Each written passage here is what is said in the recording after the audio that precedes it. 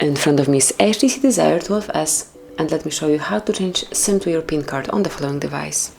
So at first you need to reach the settings, then go to security and location and find SIM card lock. Just mark it, and if you'd like to change SIM PIN, smoothly select this option, enter the old number, tap on OK, and then provide a new one.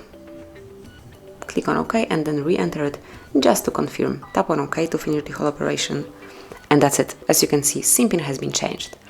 So this is it. That would be all. Thank you for watching.